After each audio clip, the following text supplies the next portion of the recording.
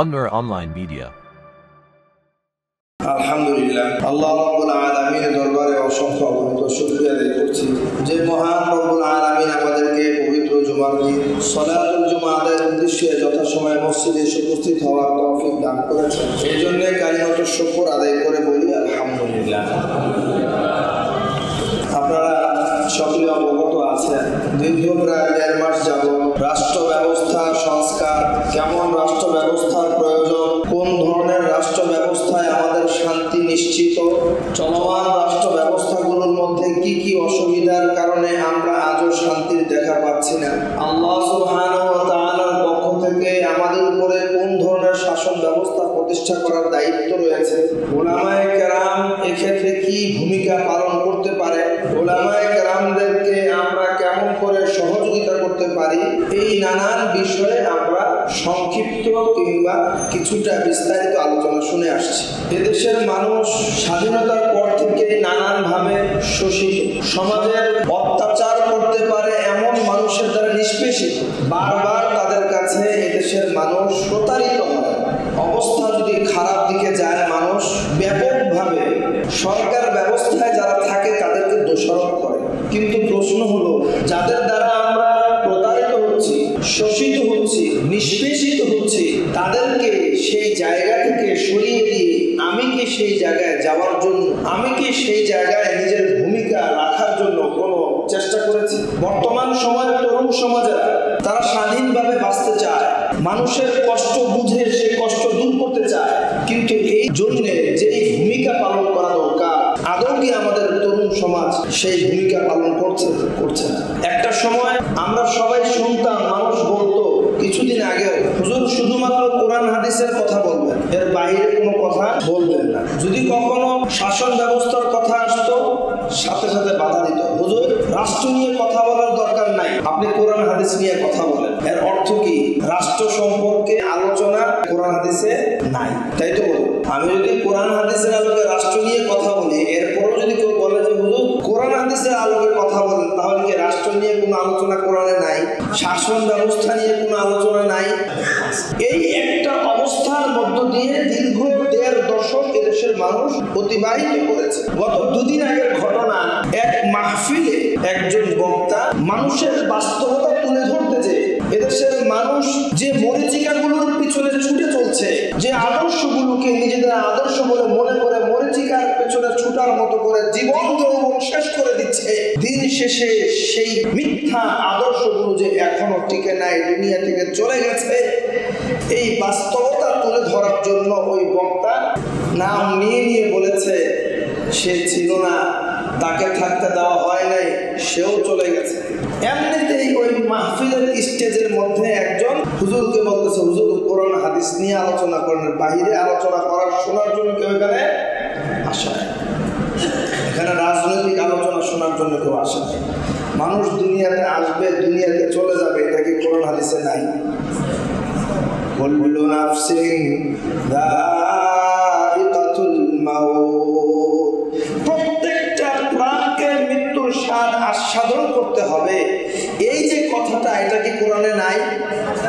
এটার বাস্তবতা যদি আমি ভুলে যাই, তাহলে তো আমি ফেরাউন হয়ে যাব, আমি তো নমরুদ হয়ে যাব। এই কথা তো সবচেয়ে বেশি খারাপ কাল লাগে শয়তানের। কারণ কি?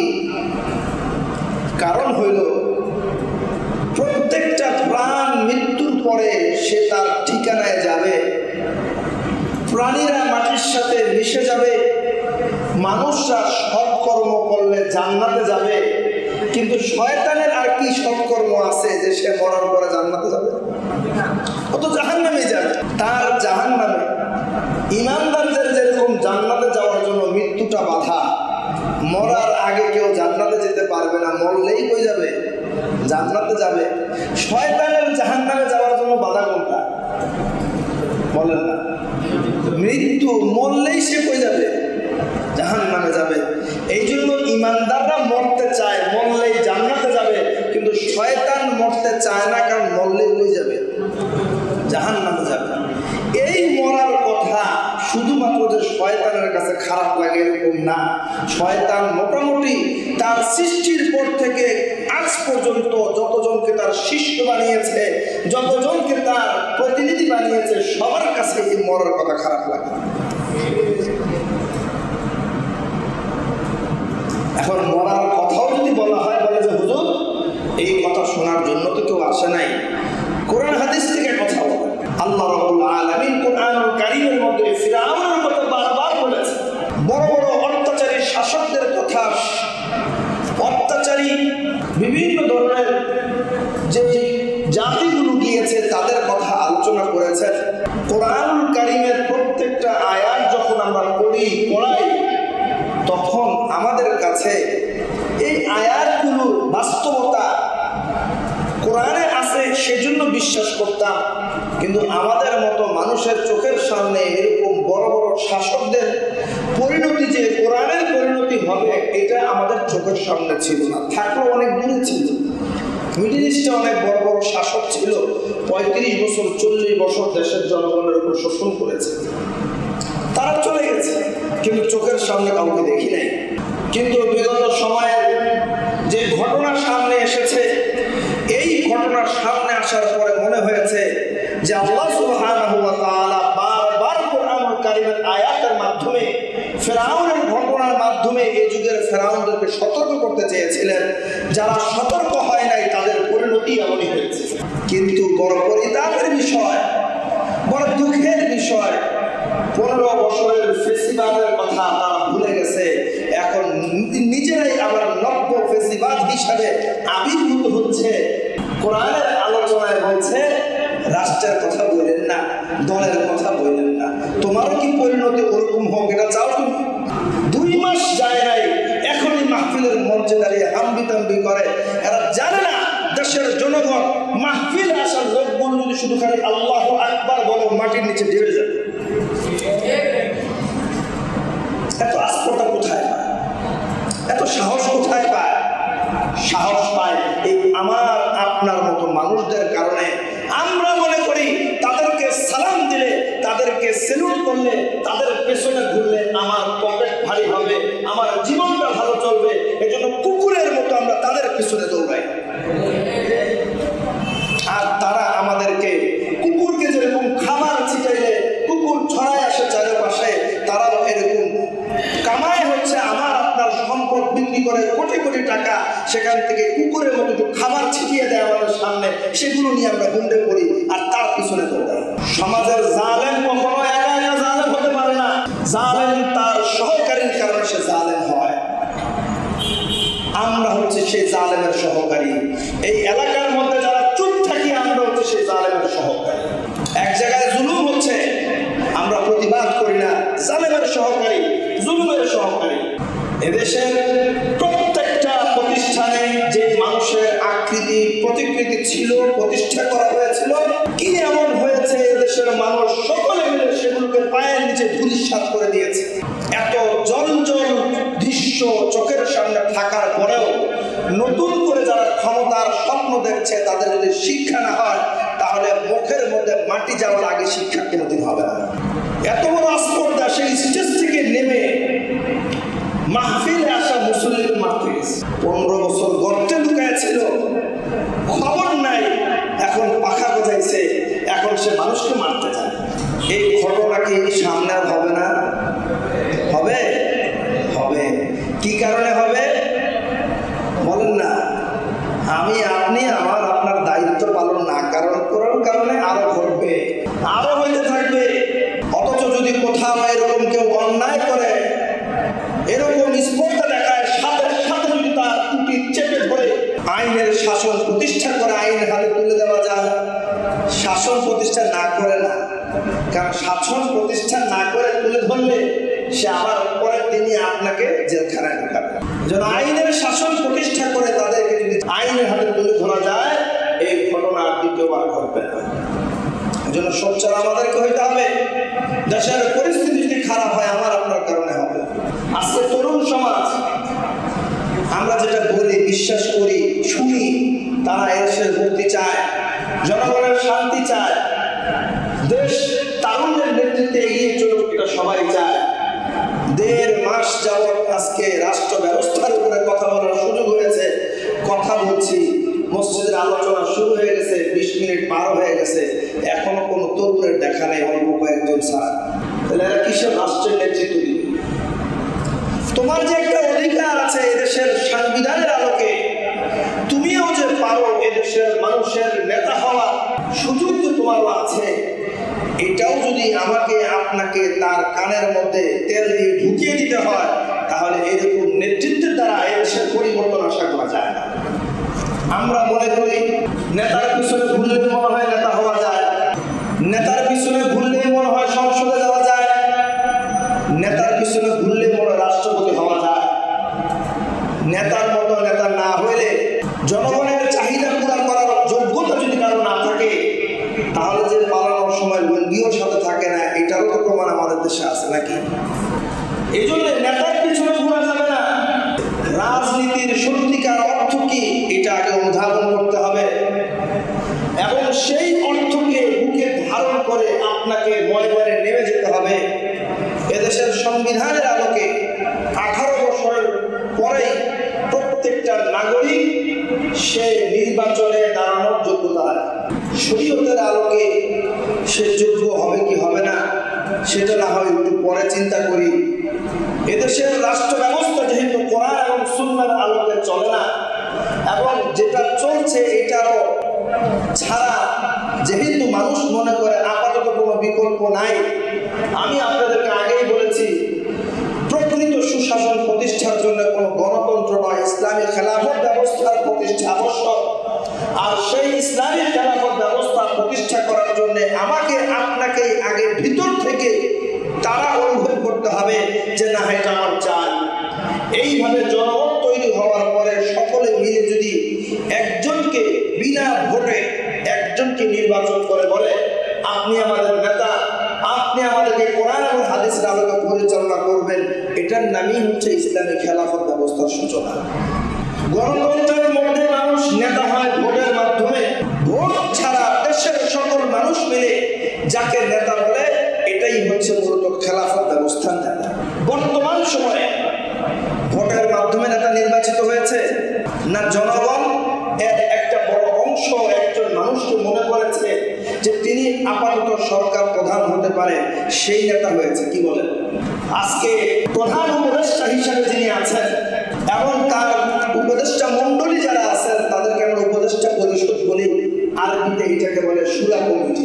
খেলাফত ব্যবস্থার একজন আমির থাকবে আর বাকিরা তার উপদেষ্টা পরিষদের সদস্য থাকবেন। এই একটা অবকাঠামো যদি কোরআন এবং সুন্নাহর আলোকে রাষ্ট্র পরিচালনা করে, তাহলে এটাই খেলাফত ব্যবস্থা।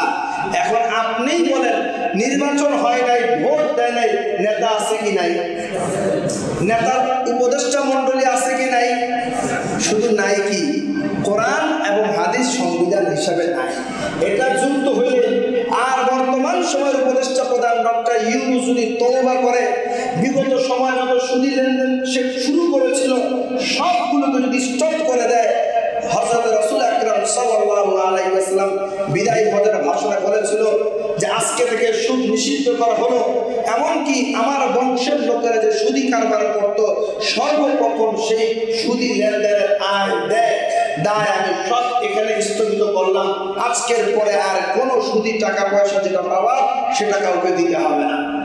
শুধু এই ঘোষণা যদি কথার কথা প্রধান উপদেষ্টা যদি এই ধরনের কোনো কার্যক্রম চলে, এটা বন্ধ করে দেয় আর বলে কালকে থেকে এ দেশ কোরআন হাদিসের আলোকে চলবে, তাহলে খেলাফত ব্যবস্থার আসল রূপ দেখে এটাই। আপনারা মনে করেন আর কি যে খেলাফত ব্যবস্থার জন্য মারামারি করে কাটাকাটি করে এরপরে নেতা হইতে হবে? অলরেডি আমরা অর্ধেক কাজ আগায় নিয়ে গেছি। বুঝাতে পারছি আপনাদেরকে?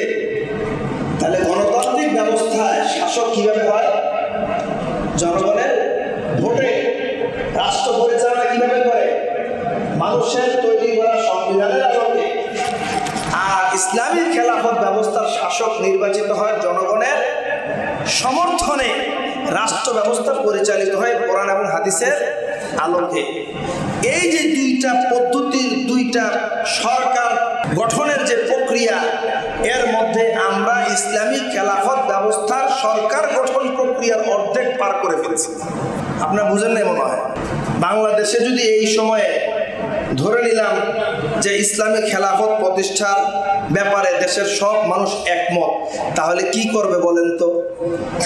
সবাই মিলে একজন দেশের শীর্ষস্থানীয় আলেমে দ্বীনকে বলবে আপনি আমাদের নেতা, আমরা আপনার হাতে বায়াত হইলাম, আমরা আপনার হাতে প্রতিজ্ঞা করতেছি, অঙ্গীকার করতেছি, আপনি যেভাবে বলবেন সেভাবে আমরা চলবো। 2 নম্বর হচ্ছে আপনি তো একা দেশ চালাইতে পারবেন না, আপনি এদেশের বড় বড় মাথা নিয়ে আপনি তাদের পরামর্শে রাষ্ট্র পরিচালনা করবেন। এতটুকু বলার পরে উনি কোরআন এবং সুন্নাহর আলোকে যখন থেকে দেশ পরিচালনা করা শুরু করবে, এদেশ খেলাফতের অধীনে চলে আসবে।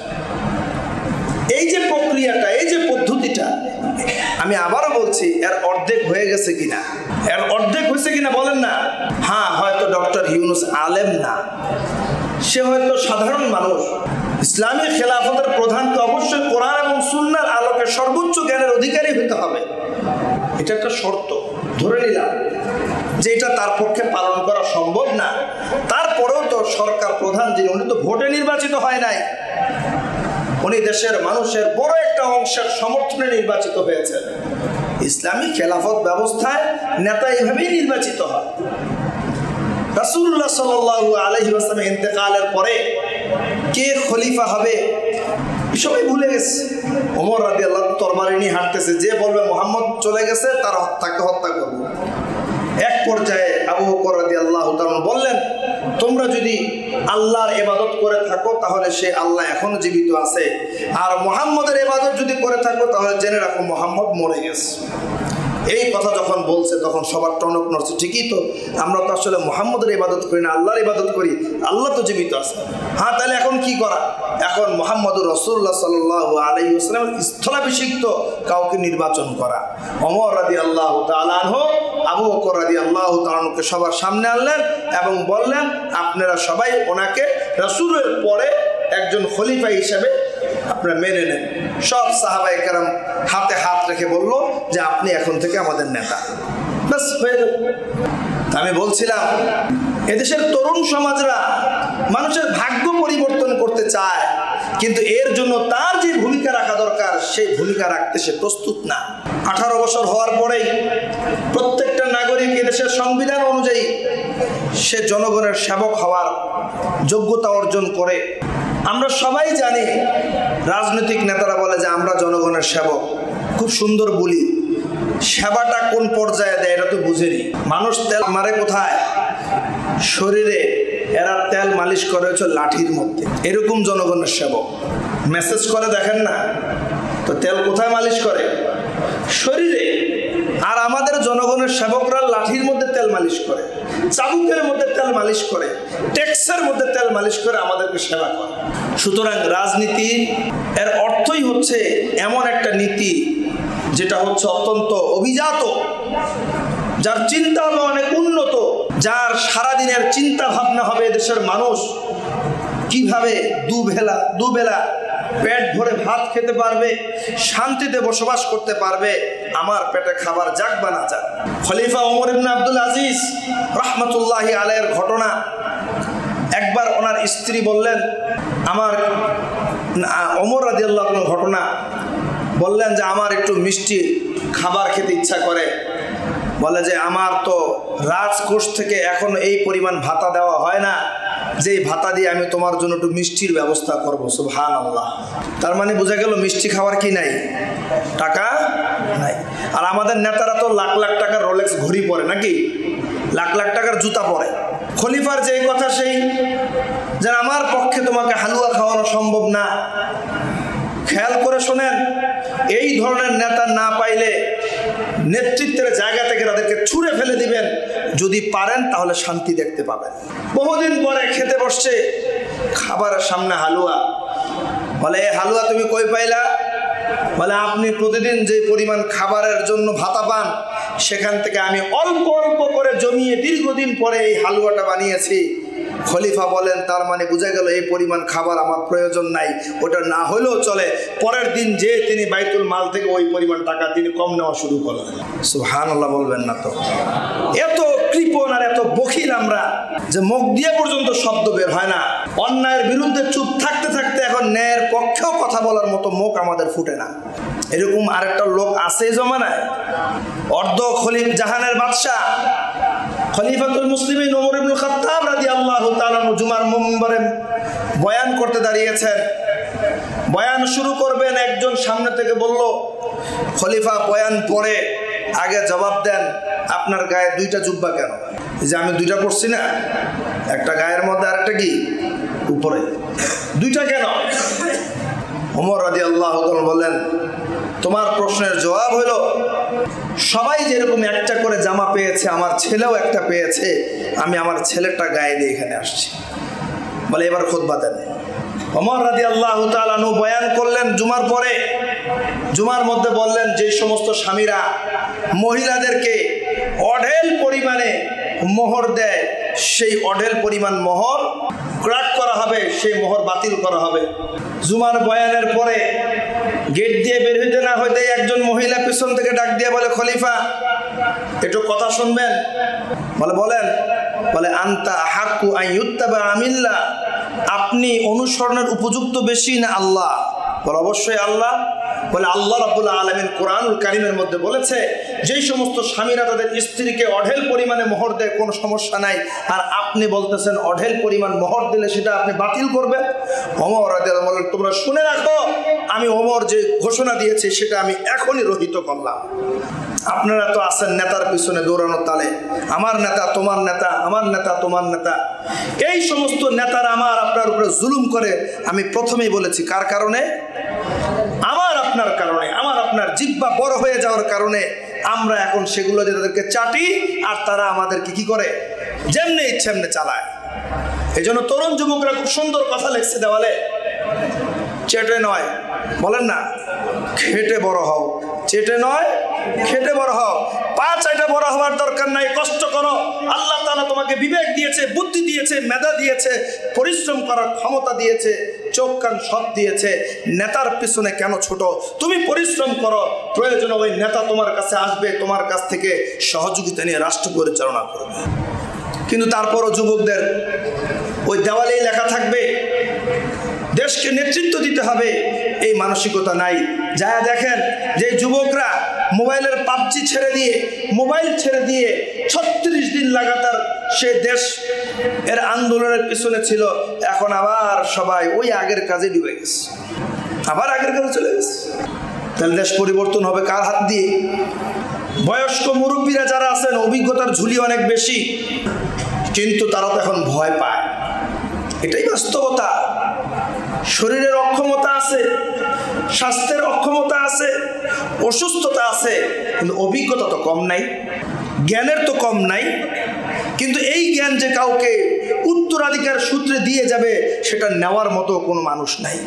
আমরা আছি সবাই পাবজি নিয়ে, আমরা আছি অন্ধকার জগৎ নিয়ে, দেশ লুটে পুটে একেবারে ফাঁকা হয়ে গেছে, তাতেও এই দেশের আমাদের আর কোনো ধরনের চিন্তা করার সুযোগ নেই। একটা রাষ্ট্রের মৌলিক অবকাঠামো, আমি কালকে পড়াশোনা করে দেখেছি, আমাদের এই দেশে 58টা মন্ত্রণালয় আছে। এই 58টা মন্ত্রণালয়ের যদি মৌলিক প্রকার আমরা ভাগ করি, তাহলে এখানে প্রায় 8টা থেকে 10টা পর্যন্ত মৌলিক শাখা রয়েছে, যার মাধ্যমে একটা দেশ দাঁড়িয়ে থাকে। আইন ও বিচার ব্যবস্থা, অর্থনীতি ও রাজস্ব ব্যবস্থা, শিক্ষা ও সামাজিক অবকাঠামো, প্রশাসন ও শাসন ব্যবস্থা, পরিবহন এবং অবকাঠামো উন্নয়ন, স্বাস্থ্য ও জনকল্যাণ, পরিবেশ ও প্রাকৃতিক সম্পদ, নিরাপত্তা ও প্রতিরক্ষা, বিদ্যুৎ, জ্বালানি ও যোগাযোগ ব্যবস্থা, বৈদেশিক সম্পর্ক ও কূটনীতি। এই 10টা বিষয়ের, এই 10টা অবকাঠামোর উপর একটা দেশ দাঁড়িয়ে থাকে। আপনি যদি দেশকে উন্নয়ন করতে চান, দেশকে এগিয়ে নিতে চান, তাহলে অর্থ খাত থেকে সুদী ব্যবস্থা বাতিল করতে হবে। আপনি যাই করেন, অর্থ ব্যবস্থা থেকে যদি আপনি সুদী পন্থা বাতিল না করেন, তাহলে আপনি প্রতিনিয়তই আল্লাহর সাথে যুদ্ধ ঘোষণা দিয়ে কাজ করতেছেন। কোরআন কারীমে স্পষ্ট কথা, যারা সুদী লেনদেন করে তারা যেন ঘোষণা দেয়, আমি আল্লাহ এবং আল্লাহ রাসূলের সাথে যুদ্ধ ঘোষণা করলাম। যেই জাতি, যে দেশ আল্লাহর সাথে, আল্লাহ রাসূলের সাথে যুদ্ধ ঘোষণা দিয়ে তার দেশ পরিচালনা করবে কিংবা সমাজ পরিচালনা করবে, ওই জাতির কপালে কোনোদিন শান্তি আছে? বরং যতটুকু আছে ততটুকু যে আছে এটাই বেশি। অর্থ ব্যবস্থা থেকে সুদী প্রথা বন্ধ করতে হবে এবং সরকারি যতগুলা ব্যবস্থাপনা আছে সব জায়গা থেকে ঘুষ এবং দুর্নীতি বন্ধ করতে হবে। এই মোটা দাগে এই তিনটা জিনিস, ঘুষ বন্ধ করতে হবে, দুর্নীতি বন্ধ করতে হবে এবং সুদ বন্ধ করতে হবে। পাশাপাশি স্বচ্ছ ও জবাবদিহিতার রাষ্ট্র ব্যবস্থা পরিচালনার পদ্ধতি যদি এদেশের মানুষ বাস্তবায়ন করতে পারে, তাহলে এর মাধ্যমে সুস্থ গণতন্ত্র বলেন আর ইসলামের শাসনতন্ত্র বলেন, যাই বলেন, প্রতিষ্ঠা হয়ে যাবে। এই জন্য আপনি যদি ঘুষ দেওয়ার প্রবণতা রাখি, তাহলে ঘুষ নেওয়ার লোক থাকবে, থাকবে কি না? থাকবে। ঘুষ দেওয়ার প্রবণতা কখন আমার থাকে? যখন আমি কোনো অবৈধ কাজ হাসিল করার জন্য চিন্তা করব। অবৈধ কাজ হাসিল করার চিন্তা কখন করব? যখন আমার লোভ বেড়ে যাবে, যখন আমি মরার কথা ভুলে যাব, শয়তানের মতো মরার কথা শুনতে আমার যখন খারাপ লাগবে, তখন চিন্তা করব যেহেতু আমি মরবো না, দুনিয়াতে বাঁচবো, তো আমার তো অনেক কিছু লাগবে, আইনিভাবে হোক আর অন্যায়ভাবে হোক অনেক কিছু লাগবে। এই অন্যায়ভাবে যে সমস্ত জিনিস আমার লাগবে সেগুলো হাসিল করার জন্য তো আবার ঘুষও দেওয়া লাগবে। তা আপনি ঘুষ দিবেন, নেওয়ার লোক পাবেন না, এটা কি কথা? আপনি একটু কল্পনা করেন তো দেখি, 10টা পাইপের মাথা থেকে এক ফোঁটা করে যদি পানি পড়ে, একটা গ্লাস ভরতে কত সময় লাগবে? খুব দ্রুত ভরে যাবে। 10টা জায়গা থেকে এক জায়গায় জমা হচ্ছে।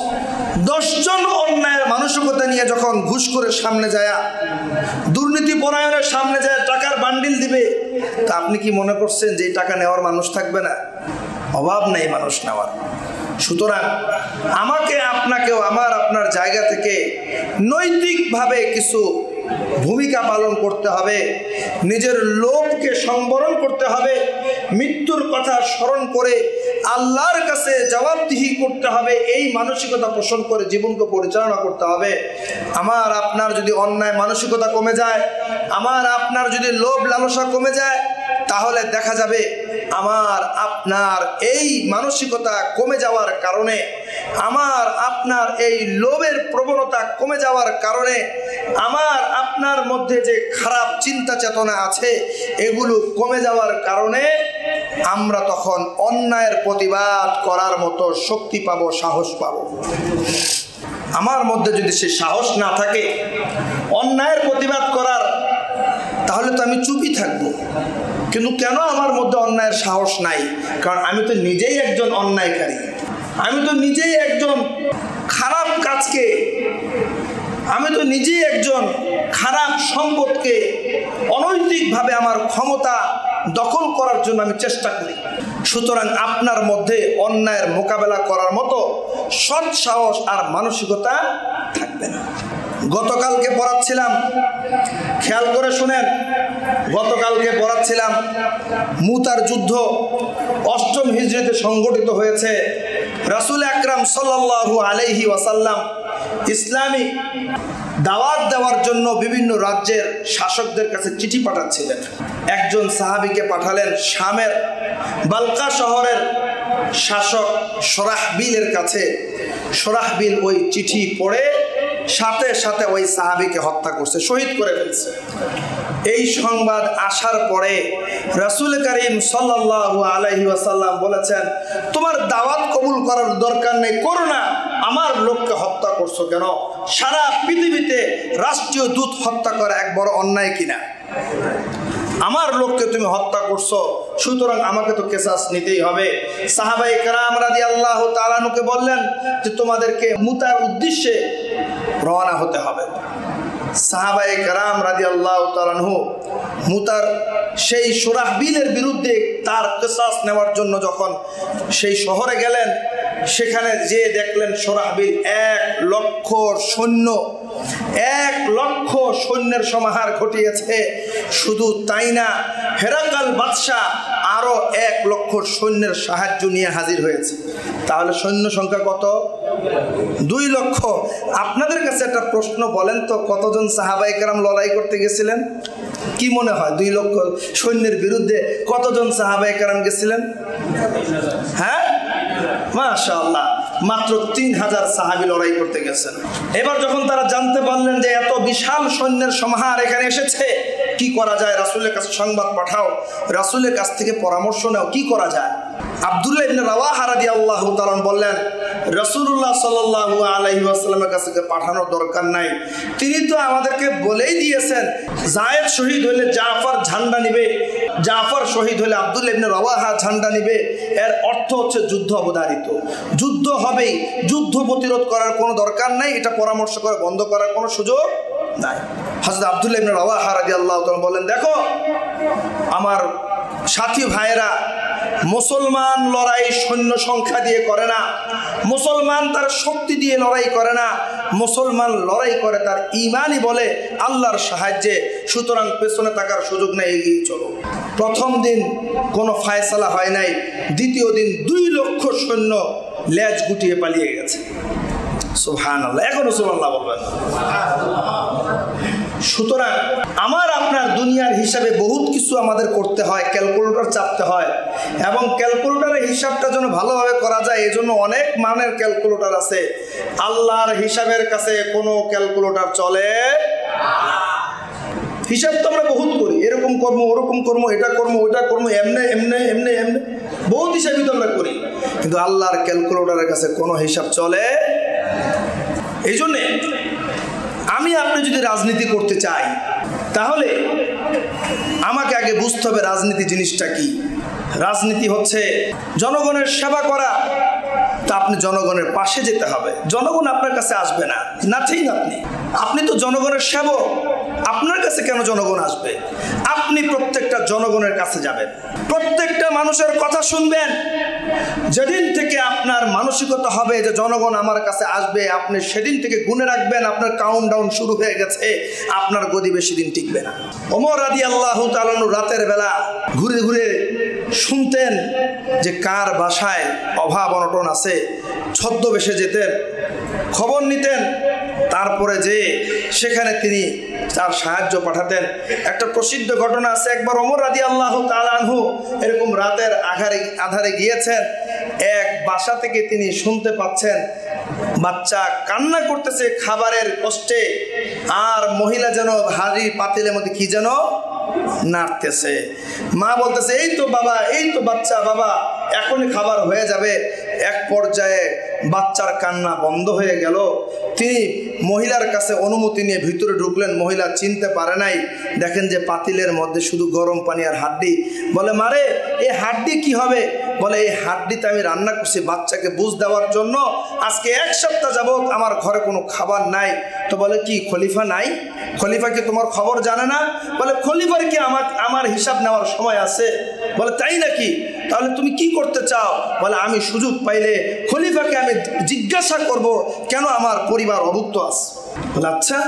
তিনি রাতের বেলা তার মুখ ঢেকে বের হয়ে গেলেন, তার খাদেমকে বললেন, চলো। বাইতুল মালে গেলেন, আটার বস্তা উঠালেন। এবার খাদেম বলে যে খলিফাতুল মুসলিমিন আমাকে দেন। খলিফা বলেন, না না না, এটা তোমাকে দেওয়া যাবে না, এই বস্তা আমার কাঁধে উঠিয়ে আমি নিয়ে যাব।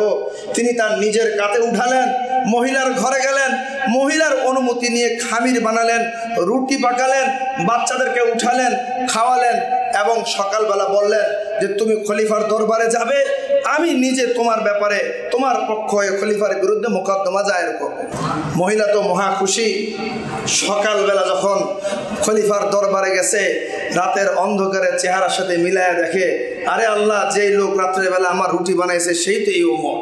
কাঁপতেছিল। খলিফাতুল মুসলিমিন কাজী সাহেবকে বলে দিয়েছে, যেটা ফায়সালা হবে, যদি তার বিপরীত কোনো ফায়সালা করো তাহলে তোমার রক্ষা নাই। আর আমাদের দেশে তো বিচারপতিদেরকে দেশ থেকে বিদেশে পাঠায় দেয়, বুঝেন নাই? এর বিপরীত যদি ফায়সালা করো তোমার রক্ষা নাই। কাজীউল কুজাতকে বলা হয়েছে, তুমি ফায়সালা করো।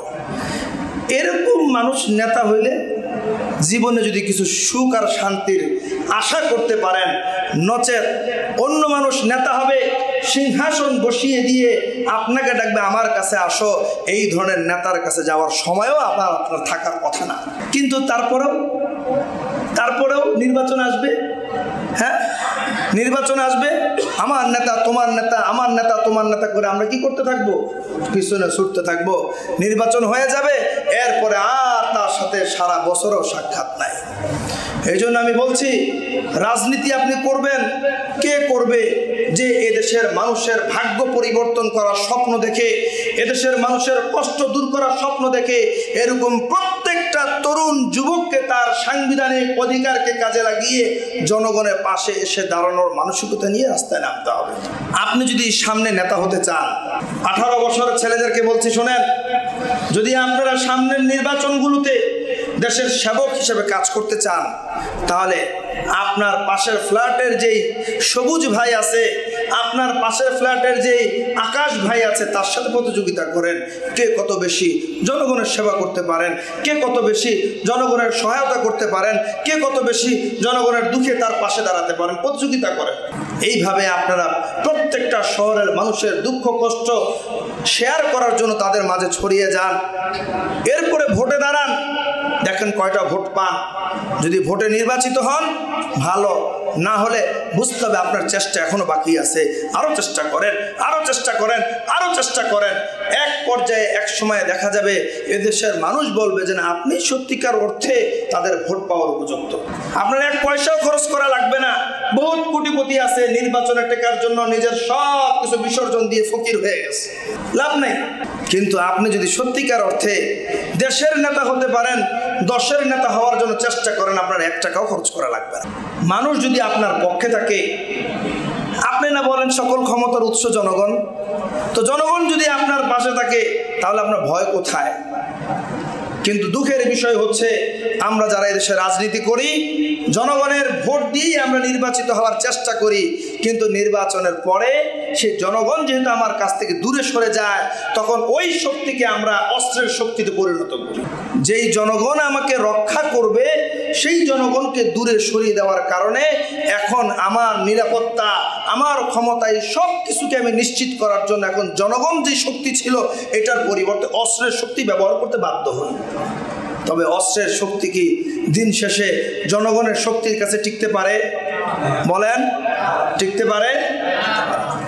এই বাস্তবতাটা সামনের ভবিষ্যতে যারা রাজনীতি করবেন, তারা যতটা অন্তর দিয়ে অনুধাবন করে, নিজেকে সংশোধন করে, প্রত্যেকটা জনগণের কাছে যে নিজের সেবা, নিজের ভালোবাসাকে সত্যিকার অর্থে মুনাফিকের কারণে না, মুনাফিকের মানসিকতা নিয়ে নেওয়া, মানুষের সেবার উদ্দেশ্য নিয়ে যত বেশি কাছে দাঁড়াতে পারবেন, আগামী দিনে মানুষ তাদেরকে নেতা হিসেবে বেছে নেবে। আল্লাহ রাব্বুল আলামিন আমাদের তরুণ সমাজ যারা আছে তাদেরকে সাংবিধানিক অধিকারকে সামনে রেখে দেশের ভাগ্য পরিবর্তন করার যে স্বপ্ন তাদের অন্তরের মধ্যে আছে, এটাকে সত্যিকার অর্থে বাস্তবায়ন করার তৌফিক দান করুন। ওয়া আখিরু দাওয়ানা আলহামদুলিল্লাহি রাব্বিল আলামিন।